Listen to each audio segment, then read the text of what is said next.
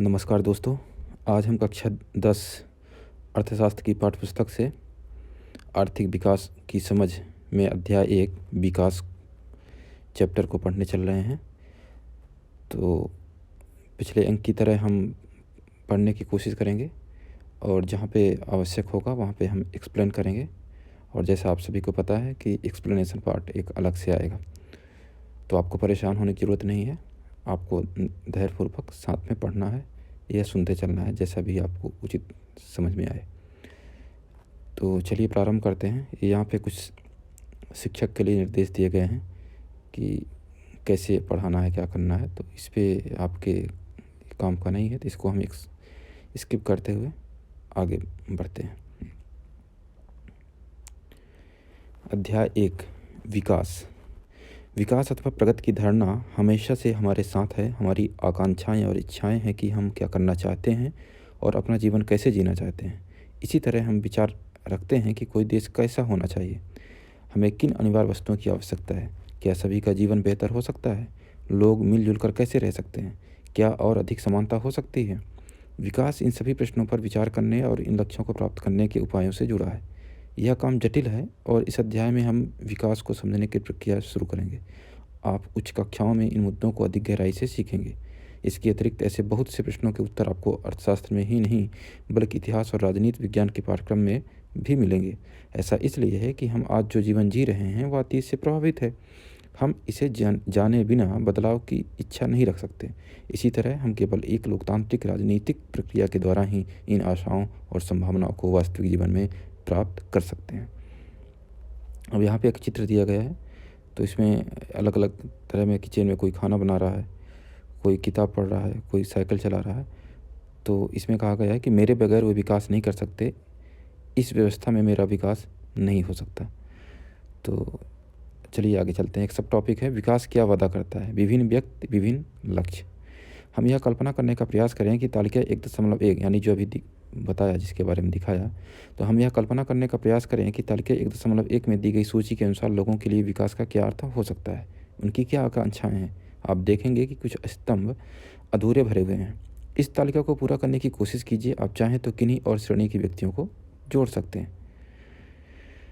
यहाँ पे एक चित्र के माध्यम से फिर बात की जा रही है कि अच्छा, ये तालिका ये है, नीचे ऊपर मात्र चित्र दिया गया है, तो इस तालिका को भरने की बात की गई है, तो इसको आप भर सकते हैं। तालिका 1.1 को भरने के बाद आप इसका निरीक्षण करते हैं कि क्या इन सभी लोगों की विकास या प्रगति के बारे में एक जैसा विचार है। संभवतः नहीं। इनमें से हर एक अलग अलग चीज़ें पाना चाहता है। अलग अलग चीज़ें पाना चाहता है, वे ऐसी चीज़ें चाहते हैं जो उनके लिए सर्वाधिक महत्वपूर्ण है, अर्थात वे चीज़ें जो उनकी आकांक्षाओं और इच्छाओं को पूरा कर सकें।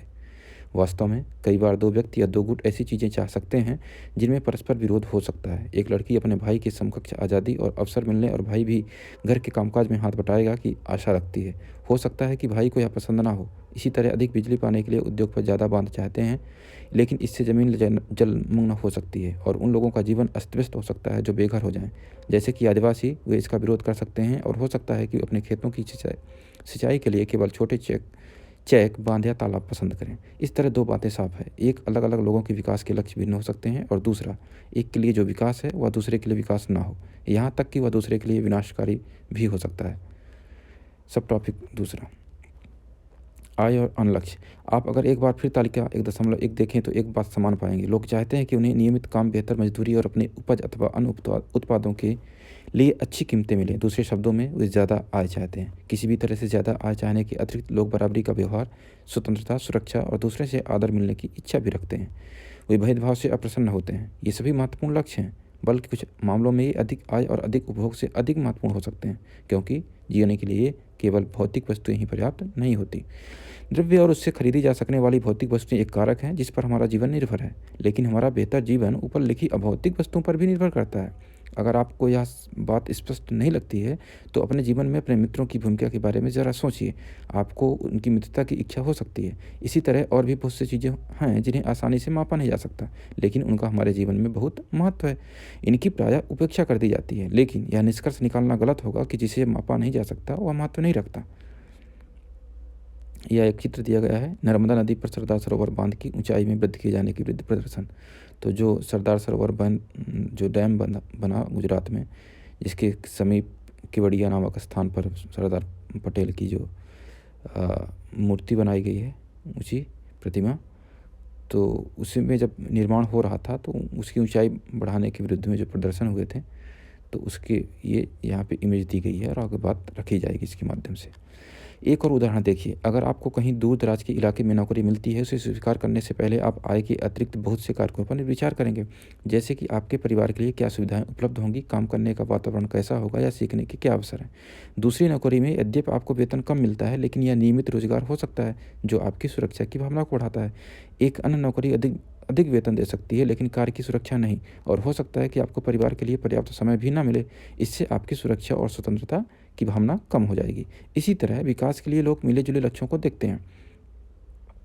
यह सच है कि महिलाएं भी वेतनभोगी कार्य करती हैं तो घर और समाज में उनका आदर बढ़ता है, तथा यह भी सच है कि अगर महिलाओं के लिए आदर है तो घर में उनके कामकाज में ज़्यादा हाथ बटाया जाएगा और घर से बाहर काम करने वाली महिलाओं को अधिक स्वीकार किया जाएगा।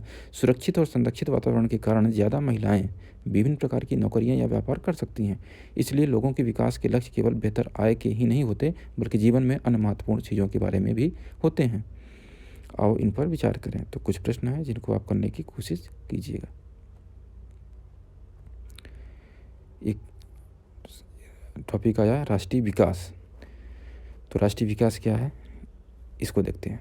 जैसा कि हमने ऊपर देखा, यदि लोगों के लक्ष्य भिन्न है तो उनकी राष्ट्रीय विकास के बारे में धारणा भी भिन्न होगी। आपस में इस विषय पर चर्चा कीजिए कि भारत को विकास के लिए क्या करना चाहिए। संभव है कि कक्षा के विभिन्न विद्यार्थियों ने उपर्युक्त प्रश्नों के अलग अलग उत्तर दिए होंगे। हो सकता है कि आपने स्वयं इन प्रश्नों के बहुत से उत्तर सोचे हों और उनमें से किसी एक के विषय में आप स्वयं भी निश्चित न हों। यह समझना बहुत आवश्यक है कि देश के विकास के विषय में विभिन्न लोगों की धारणाएं भिन्न या परस्पर विरोधी हो सकती हैं, लेकिन क्या सभी विचारों को बराबर का महत्व दिया जा सकता है, या यदि परस्पर विरोधी हैं तो निर्णय कैसे किया जाए। सभी के लिए न्यायपूर्ण और सही राय क्या होगी।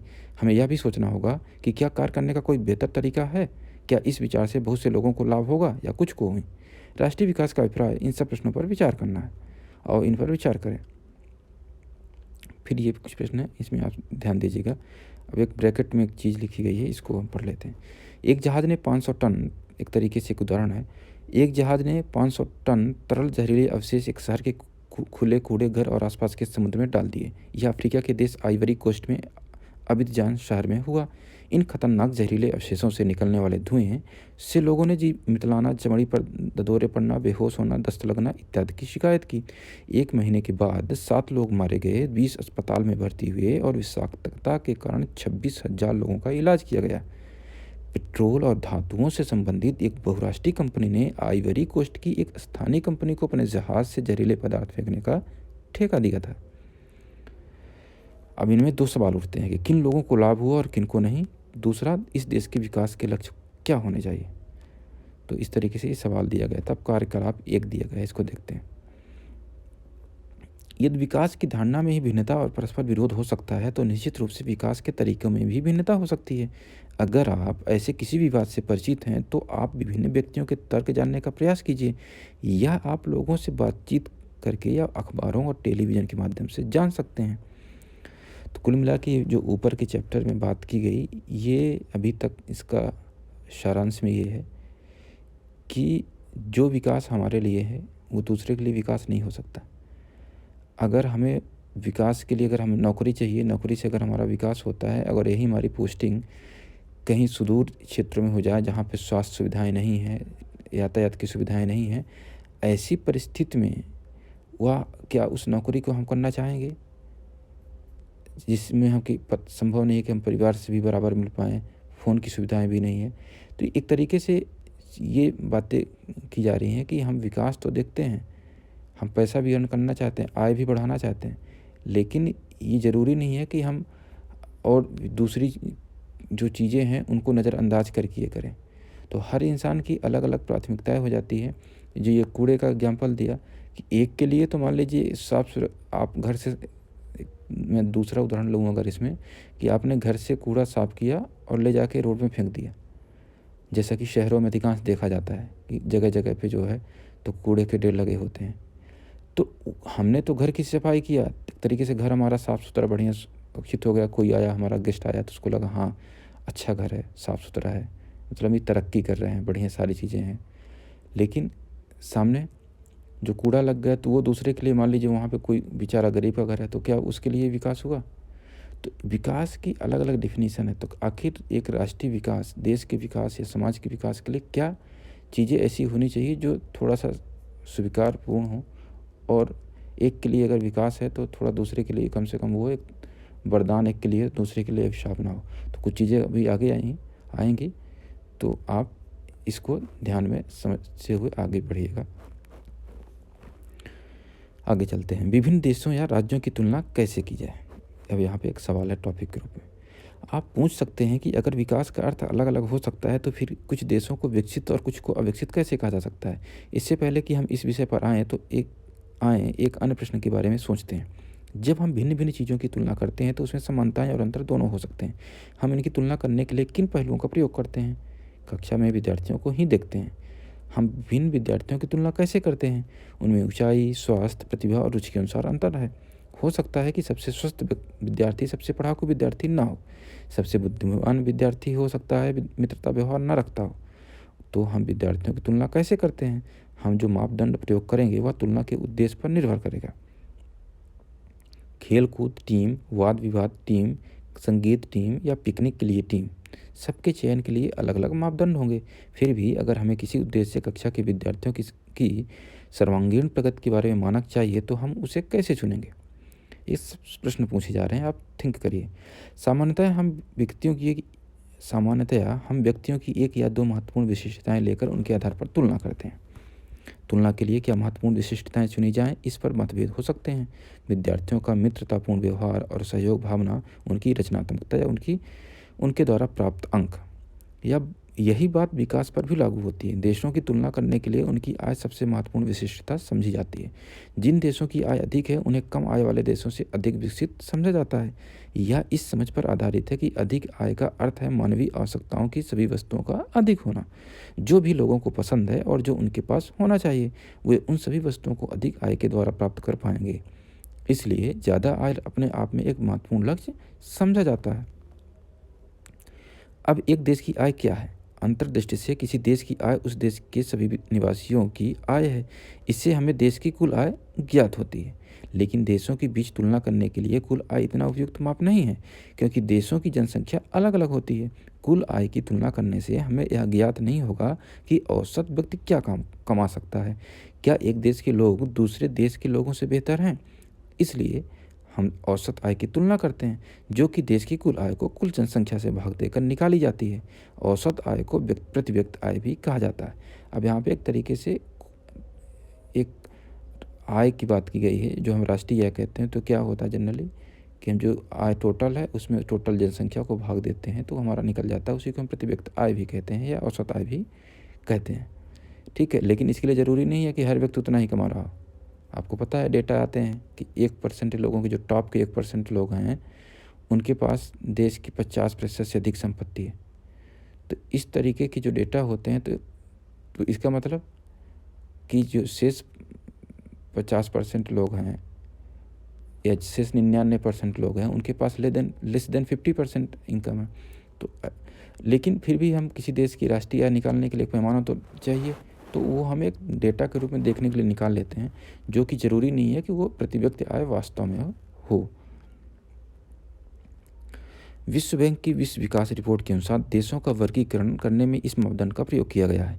वे देश जिनकी 2017 में प्रति व्यक्ति आय $12,056 प्रति वर्ष या उससे अधिक है, उसे समृद्ध देश, और वे देश जिनकी आय, अब ये आपको ध्यान देना है, ये जो डेटा दिया जा रहा है 2017 के हिसाब से है। आप लेटेस्ट अपडेट कर सकते हैं जब आप पढ़ रहे हो, लेकिन अभी 2017 के हिसाब से तो इतना पुराना भी नहीं है, तो थोड़ा ध्यान दे सकते हैं।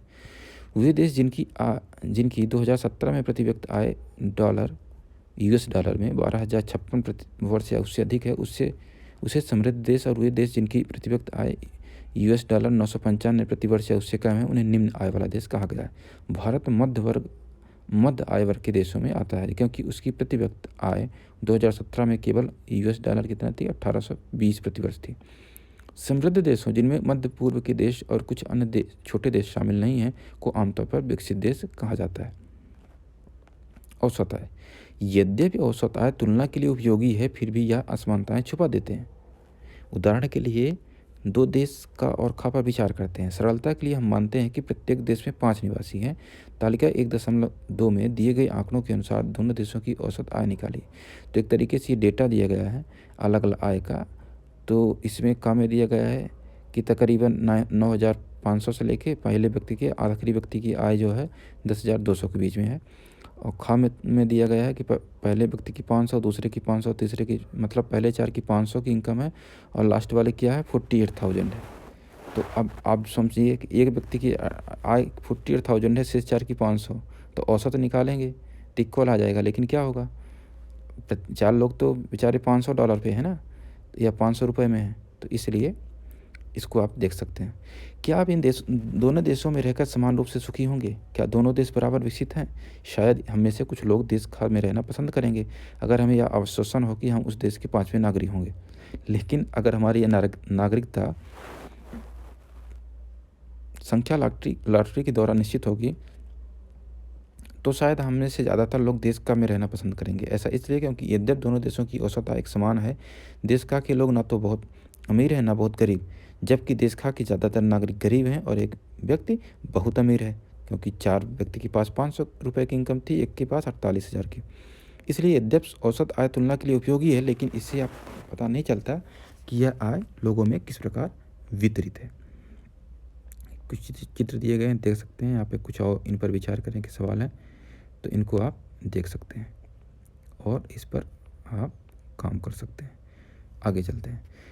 आय और अन्य मापदंड। जब हमने व्यक्तिगत आकांक्षाओं और लक्ष्यों को देखा तो पाया कि लोग केवल बेहतर आय के बारे में ही नहीं सोचते, बल्कि वे अपनी सुरक्षा, दूसरे से आदर और समानता का व्यवहार पाना, आज़ादी इत्यादि जैसे लक्ष्यों के बारे में भी सोचते हैं। इसी प्रकार जब हम किसी देश या क्षेत्र के बारे में सोचते हैं तो हम औसत आय के अतिरिक्त अन्य महत्वपूर्ण लक्षणों के विषय में भी सोचते हैं। तो अब यहाँ पे एक तालिका दी है राज्यों की चयनित प्रति व्यक्ति आय के एक डेटा, इसको देख सकते हैं। ये विशेषताएं क्या हो सकती हैं, इसका निरीक्षण हम एक उदाहरण के द्वारा करते हैं। कौन सी विशेषताएं क्या हो सकती है?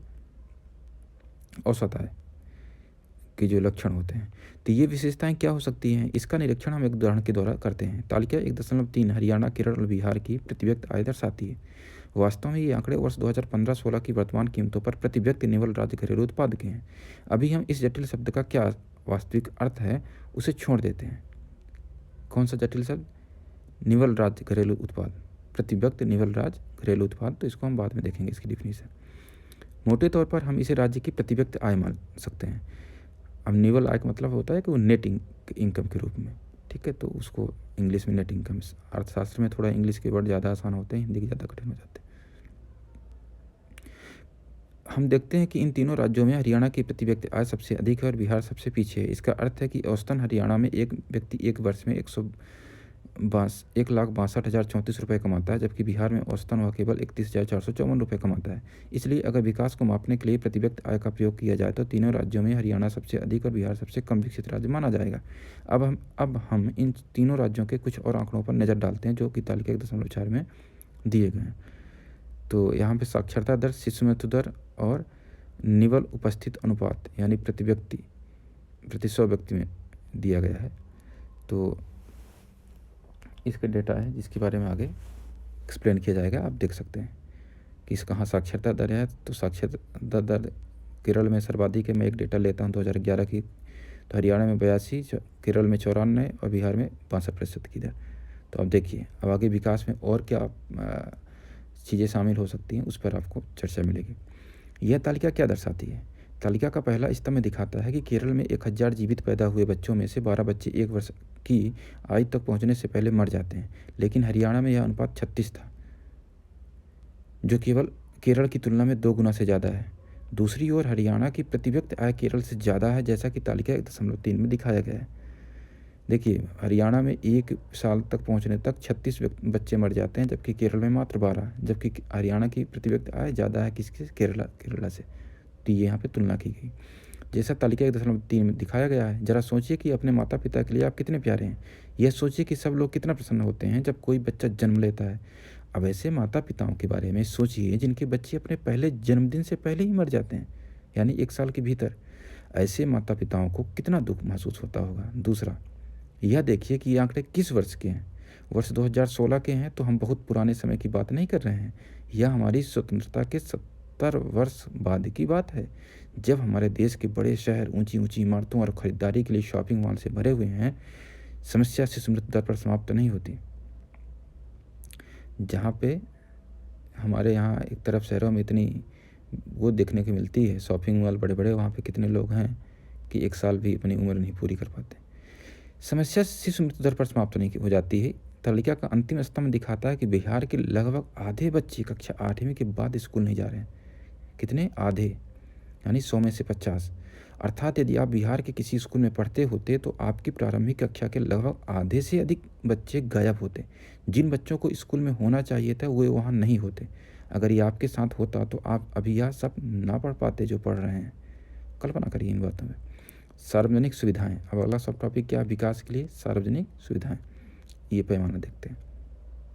ऐसा क्यों है कि हरियाणा में औसत व्यक्ति की आय केरल के औसत व्यक्ति की आय से अधिक है, लेकिन इन महत्वपूर्ण क्षेत्रों में वह केरल से पीछे है?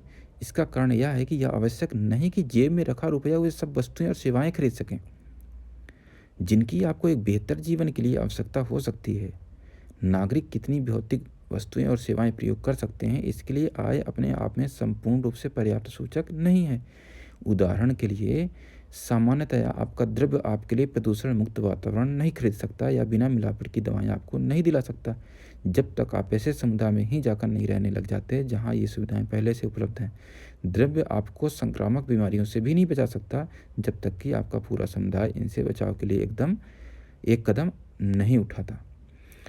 वास्तव में जीवन में बहुत सी महत्वपूर्ण चीज़ों के लिए सबसे अच्छा और सस्ता तरीका इन वस्तुओं और सेवाओं को सामूहिक रूप से उपलब्ध कराना है। ज़रा सोचिए, किसी स्थानीय इलाके के लिए सामूहिक सुरक्षा प्रदान करना अधिक सस्ता है अथवा हर घर के लिए अलग अलग सुरक्षा गार्ड रखना। आप क्या करते? अगर आपके गांव या इलाके में आपके अतिरिक्त कोई और पढ़ने में रुचि नहीं रखता, क्या तुम पढ़ पाओगे? पूछा जा रहा है कि आपके अतिरिक्त कोई और पढ़ने, आपके गाँव में या आपके इलाके में आपके अतिरिक्त कोई और पढ़ने में रुचि नहीं रखता, क्या तुम पढ़ पाओगे? शायद तब तक नहीं जब तक तुम्हारे माता पिता तुम्हें कहीं और निजी स्कूल में पढ़ने भेजने की क्षमता न रखते हो। आप इसलिए पढ़ पा रहे हो क्योंकि बहुत से अन्य बच्चे पढ़ना चाहते हैं और बहुत से लोग ये मानते हैं कि सरकार को स्कूल खोलने चाहिए और अन्य प्रकार की सुविधाएं उपलब्ध करानी चाहिए जिससे सभी बच्चों को पढ़ने का अवसर मिले। अभी भी बहुत से क्षेत्रों में बच्चे, मुख्य रूप से लड़कियाँ, उच्च विद्यालयी शिक्षा भी नहीं ले पाती हैं क्योंकि सरकार समाज ने इसके लिए पर्याप्त सुविधाएं उपलब्ध नहीं कराई है। केरल में शिशु मृत्यु दर कम है क्योंकि यहाँ स्वास्थ्य और शिक्षा की मौलिक सुविधाएं पर्याप्त मात्रा में उपलब्ध हैं। इसी प्रकार कुछ राज्यों में सार्वजनिक वितरण प्रणाली ठीक प्रकार कार्य करती है। ऐसे राज्यों में लोगों के स्वास्थ्य और पोषण स्तर निश्चित रूप से बेहतर होने की संभावना है। अब आगे कुछ सवाल हैं, इनके जवाब आप देखिएगा। अब कार्यकलाप 2 है। तालिका 1.5 को ध्यान से अध्ययन कीजिए और निम्न अनुच्छेदों में रिक्त स्थानों को भरिए। हो सकता है इसके लिए आपको तालिका के आधार पर कुछ गणना करनी पड़े। एक डेटा दिया गया है और उसको ध्यान से पढ़िए और ये नीचे जो तालिकाएं सवाल दिए गए हैं ब्रैकेट में फिल इन द ब्लैंक्स के रूप में इनको भरिए। कार्यकलाप 3, यह ज्ञात करने के लिए क्या हम उचित प्रकार से पोषित हैं एक तरीका है जिसे वैज्ञानिक शरीर द्रव्यमान सूचकांक यानी BMI कहते हैं। इसकी गणना करना सरल है। कक्षा में प्रत्येक विद्यार्थी अपना भार और ऊंचाई ज्ञात करे। क्या करे? भार और ऊंचाई। भार मतलब वजन, ऊंचाई यानी लंबाई। प्रत्येक व्यक्ति का भार किलोग्राम में लें। फिर दीवार पर एक पैमाना बनाकर सिर को सीधा रखते हुए ऊंचाई का सही माप करें। सेंटीमीटर में नापी गई ऊंचाई का सही माप करें। किस में लें? सेंटीमीटर में। किलोग्राम में व्यक्त भार को ऊंचाई के वर्ग से भाग दें। किसके वर्ग से? ऊंचाई के वर्ग से। मतलब ऊंचाई अगर 100 है तो 100 का वर्ग यानी 10,000 तो डिवाइड बाई किलो। आपको जो अंक प्राप्त होगा वही BMI कहलाता है। फिर इस पुस्तक के पृष्ठ 90 और 91 पर दी गई आय अनुसार BMI तालिका को देखें। इस पुस्तक के अंत में BMI तालिका दी गई है तो वहाँ पे मिला सकते हैं। विद्यार्थी का BMI सामान्य से कम या सामान्य से अधिक हो सकता है। यदि एक विद्यार्थी की BMI -2 HD से 2 HD के बीच में है तो उसे सामान्य कहा जाएगा। यदि यह -2 HD से अधिक तो न्यून भारित है और उसे अतिरिक्त पोषण की आवश्यकता है। उदाहरण के लिए, यदि एक विद्यार्थी की आयु 14 वर्ष 8 माह है और उसकी BMI 15.2 है तो वह अल्प पोषित है। इसी भांति यदि एक विद्यार्थी जिसकी BMI 28 है और आयु 15 वर्ष 6 माह है तो को निम्न भारित कहेंगे। विद्यार्थियों के जीवन पर स्थित भोजन एवं व्यायाम संबंधी आदतों को बिना किसी को लज्जित किए समान रूप से चर्चा करें। एक तरीके से प्रायोगिक कार्य आपको दिया गया है, आप जो क्लास में बैठ के कर सकते हैं या घर में। मानव विकास रिपोर्ट, अब इसके बारे में बात की जा रही है। एक बार यह बात समझ में आ जाए कि यद्यपि आय का स्तर महत्वपूर्ण है, पर यह विकास के स्तर को मापने का पर्याप्त मापदंड है, तो हम अन्य मापदंडों के बारे में सोचने लगेंगे। ऐसे मापदंडों की सूची लंबी हो सकती है, लेकिन वह इतनी उपयोगी नहीं रहेगी।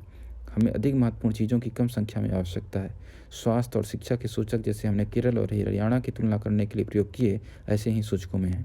पिछले लगभग एक दशक में स्वास्थ्य और शिक्षा सूचकों का आय के साथ व्यापक स्तर पर विकास के माप के लिए प्रयोग किया जाने लगा है। उदाहरण के लिए यूएनडीपी द्वारा प्रकाशित मानव विकास रिपोर्ट देशों की तुलना लोगों के शैक्षिक स्तर, उनकी स्वास्थ्य स्थिति और प्रति व्यक्ति आय के आधार पर करती है। भारत और उनके पड़ोसी देशों की 2008 की मानव विकास रिपोर्ट के कुछ संबंध आंकड़ों पर दृष्टि डालना रुचिकर होगा। तो ये एक तरीके से फिर 1.6 तालिका में डेटा दिया गया है। तो आप देख सकते हैं मानव विकास रिपोर्ट 2018 भारत और अन्य देशों का, श्रीलंका, भारत, म्यांमार, पाकिस्तान, नेपाल, बांग्लादेश के हिसाब से। तो श्रीलंका का 76वां स्थान है 2016 में, और भारत का कितना है 130वां, म्यांमार का 148वां, पाकिस्तान का 150वां, नेपाल का 149वां, बांग्लादेश का 136वां, जबकि 2020 में ये लगभग 132 हो गया। 2019 का था, और ये 2020 में जो आएगा तो इसमें शायद और भी डाउन मिल सकता है। अब टिप्पणी दी गई है। HDI का अर्थ है मानव विकास सूचकांक। ऊपर दी गई तालिका में HDI सूचकांक का क्रमांक कुल 189 देशों में से है। जन्म के समय संभावित आय, जैसा कि नाम से स्पष्ट है, व्यक्ति की जन्म के समय औसत आय की संभावना दर्शाती है। तीसरा, प्रति व्यक्ति आय की गणना सभी देशों के लिए डॉलर में की जाती है ताकि उसकी तुलना की जा सके। यह इस तरीके से भी की जाती है कि $1 किसी भी देश में समान मात्रा में वस्तुएं और सेवाएं खरीद सके। तो एक तरीके से ये कैसे बनाया जाता है इसकी बात की जा रही है। क्या यह आश्चर्यजनक नहीं है कि हमारे पड़ोस का एक छोटा सा देश श्रीलंका हर विषय में भारत से आगे है, और हमारे जैसे बड़े देश का विश्व में इतना नीचा क्रमांक है। तालिका 1.6 यह भी दिखाती है कि यद्यपि नेपाल और बांग्लादेश की प्रति व्यक्ति आय भारत की तुलना में कम है, फिर भी वो भारत से आय संभाविता में पीछे नहीं है। HDI के परिकलन के लिए बहुत से सुधारों का सुझाव दिया गया है। मानव विकास रिपोर्ट में बहुत से नए घटक जोड़े गए हैं, लेकिन मानव के विकास से पहले यह बात स्पष्ट कर दी गई है कि विकास महत्वपूर्ण है। एक देश के नागरिकों के साथ क्या हो रहा है, लोगों का स्वास्थ्य, उनका कल्याण सबसे अधिक जरूरी है। क्या आप सोचते हैं कि मानव विकास को मापने के कुछ और पहलुओं पर विचार किया जाना चाहिए? ये आपसे सवाल पूछा जा रहा है, आप सोचिए, उत्तर दीजिए। विकास की धारणीता, अगला टॉपिक। हम विकास को जिस तरह भी परिभाषित करें, अभी के लिए मान लें कि एक विशेष देश काफ़ी विकसित है। हम निश्चित रूप से यह चाहेंगे कि विकास का यह स्तर और ऊंचा हो, या कम से कम भावी पीढ़ी के लिए यह स्तर बना रहे। यह स्पष्ट रूप से वांछनीय है, लेकिन 20वीं सदी के उत्तरार्ध से बहुत से वैज्ञानिक यह चेतावनी देते आ रहे हैं कि विकास का वर्तमान प्रकार और स्तर धारणीय नहीं है। हमने विश्व को अपने पूर्वजों से उत्तराधिकार में प्राप्त नहीं किया है, हमने इसे अपने बच्चों से उधार लिया है। एक बहुत ही अच्छा वाक्य है कि हमने विश्व को अपने पूर्वजों से उत्तराधिकार में प्राप्त नहीं किया है, हमने इसे अपने बच्चों से उधार लिया है। अब हम इसे निम्न उदाहरण द्वारा समझने का प्रयास करते हैं। जो वाक्य दिया गया है, इसको लिए एक उदाहरण दिया गया है जिसको पढ़ते हैं। भारत में भूमिगत जल के उदाहरण के माध्यम से पहला उदाहरण है ये। हाल के प्रमाणों से पता चलता है कि देश के कई भागों में भूमिगत जल के अति उपयोग होने का गंभीर संकट है। 300 जिलों से सूचना मिली है कि वहाँ पिछले 20 सालों में पानी के स्तर में 4 मीटर से अधिक की गिरावट आएगी। देश का लगभग 1/3 भाग भूमिगत जल, यानी जो धरती के अंदर है, इसको हैंडपंप या बोरिंग के माध्यम से हम निकालते हैं। देश का लगभग 1/3 भाग भूमिगत जल भंडारों का अतिउपयोग कर रहा है। यदि इस साधन के प्रयोग करने का वर्तमान तरीका जारी रहा तो अगले 25 वर्षों में देश का 60% भाग इस साधन का अतिउपयोग कर रहा होगा। भूमिगत जल का अतिउपयोग विशेष रूप से पंजाब और पश्चिमी उत्तर प्रदेश के कृषि की दृष्टि से समृद्ध क्षेत्रों, मध्य और दक्षिण भारत के चट्टानी पठारी क्षेत्रों, कुछ तटवर्ती क्षेत्रों और तेजी से विकसित होती शहरी बस्तियों में पाया जाता है। आप ऐसा क्यों सोचते हैं कि जल का अतिउपयोग हो रहा है? क्या बिना अतिउपयोग के विकास हो सकता है? ये 2 सवाल हैं, इसके जवाब दीजिए आप। भूमिगत जल नवीकरणीय साधन का उदाहरण है। फसल और पौधों की तरह इन साधनों की पुनः पूर्ति प्रकृति करती है, लेकिन यहाँ भी हम इन साधनों का अतिउपयोग कर सकते हैं। उदाहरण के लिए भूमिगत जल का यदि बरसात द्वारा हो रही पुनः पूर्ति से अधिक प्रयोग करते हैं तो हम इस साधन का अतिउपयोग कर रहे होंगे। कहा जा रहा है कि अगर बारिश का पानी जितना हो रहा है और अंदर सोख रहा है, ज़मीन के अंदर जा रहा है, उस मात्रा से ज़्यादा, उससे ज़्यादा अगर हम उपयोग कर लेंगे, पानी नीचे का निकाल लेंगे तो क्या होगा? पानी खत्म होगा एक दिन। उसी की बात की जा रही है। गैर नवीकरणीय साधन वो हैं जो वर्षों से प्रयोग के पश्चात समाप्त हो जाते हैं। गैर नवीकरणीय साधन क्या है? नवीकरणीय संसाधन है वो हैं जो अपने आप को रिन्यू करते रहते हैं। तो पानी बनता रहता है, जाता है, सोखता है, लेकिन अगर एक मात्रा से अधिक निकालेंगे तो भले नवीकरणीय है लेकिन वो भी खत्म हो सकता है। और गैर नवीकरणीय के साथ तो वो है ही। तो गैर नवीकरणीय साधन वो हैं जो वर्षों से प्रयोग के पश्चात समाप्त हो जाते हैं। इन संसाधनों का धरती पर एक निश्चित भंडार है और इनकी पुनः पूर्ति नहीं हो सकती। कभी कभी हमें ऐसे नए साधन मिल जाते हैं जिनके बारे में हमें पहले कोई जानकारी नहीं थी। नए स्रोत भंडार में वृद्धि करते हैं, लेकिन समय के साथ यह भी समाप्त हो जाएंगे। उदाहरण के लिए हम जमीन से जो कच्चा तेल निकालते हैं वह एक गैर नवीकरणीय संसाधन है, लेकिन हमें तेल का ऐसा स्रोत मिल सकता है जिसके बारे में हमें पहले जानकारी ना हो। इसके लिए हर समय खोज चलती रहती है। नीचे दी गई तालिका को देखिए। अब ये प्राकृतिक संसाधनों का दोहन से संबंधित ये दूसरी तालिका है। यह तालिका कच्चे तेल के भंडारों के अनुमान कॉलम 1 को दर्शाती है। अधिक महत्वपूर्ण यह है कि यह बताती है कि यदि कच्चे तेल का प्रयोग वर्तमान दर पर चालू रहे तो ये भंडार कितने वर्ष चलेंगे। ये संपूर्ण विश्व के लिए है, किंतु अलग अलग देशों की अलग अलग स्थितियाँ हैं। यह भंडार केवल 50 वर्षों में समाप्त हो जाएंगे। कहा जा रहा है कि अगर हम गैर नवीनीकरणीय संसाधन है, जैसे गैस हुई या पेट्रोल डीजल हुए, कोयला हुआ, इनको अगर हम ऐसे ही निकालते रहें तो क्या होगा? 50 वर्षों में समाप्त हो जाएंगे। भारत जैसे देश इसकी आयात पर निर्भर हैं, जिसके पास तेल के पर्याप्त भंडार नहीं है। तेल की कीमतें बढ़ती हैं तो प्रत्येक पर भार पड़ता है। संयुक्त राज्य अमेरिका जैसे कुछ देश हैं जिनके पास भंडार तो कम है, लेकिन वे इसे सैन्य और आर्थिक शक्ति के द्वारा पाना चाहते हैं। विकास की धारणीयता का प्रश्न इसकी प्रकृति और प्रक्रिया के बारे में कई अन्य मूल नए विषय खड़े कर देता है। कि क्या किसी देश की विकास प्रक्रिया के लिए कच्चा तेल अनिवार्य है? चर्चा कीजिए। आप सोचिए, क्या किसी देश के विकास के लिए कच्चा तेल अनिवार्य है? दूसरा, भारत को कच्चे तेल का आयात करना पड़ता है। उपरोक्त स्थिति को देखते हुए आप भारत के लिए आने वाले समय में किन समस्याओं का पूर्वानुमान करते हैं? अब आप सोचिए और उत्तर दीजिए। पर्यावरण में गिरावट के परिणाम राष्ट्रीय और राज्य सीमाओं का ख्याल नहीं करते। यह एक क्षेत्र या देशगत विषय नहीं रह गया है। हम सबका भविष्य परस्पर जुड़ा हुआ है। विकास की धारणीयता तुलनात्मक स्तर पर ज्ञान का नया क्षेत्र है, जिसमें वैज्ञानिक, अर्थशास्त्री, दार्शनिक और अन्य सामाजिक वैज्ञानिक मिलजुल काम कर रहे हैं। विकास या प्रगति का प्रश्न हमेशा चलने वाला प्रश्न है। हर वक्त में हमें व्यक्तिगत स्तर पर और समाज का सदस्य होने के नाते यह प्रश्न पूछने की आवश्यकता है कि हम कहाँ जाना चाहते हैं, हम क्या बनना चाहते हैं और हमारे लक्ष्य क्या हैं। इसलिए विकास पर बहस जारी है। तो ये रहा अध्याय, जिसमें विकास की अलग अलग परिभाषाएं हैं, अलग अलग पैमाने हैं। एक का पैमाना सभी पर कॉपी पेस्ट नहीं हो सकता है। अलग देश की अलग स्थितियाँ हो सकती है।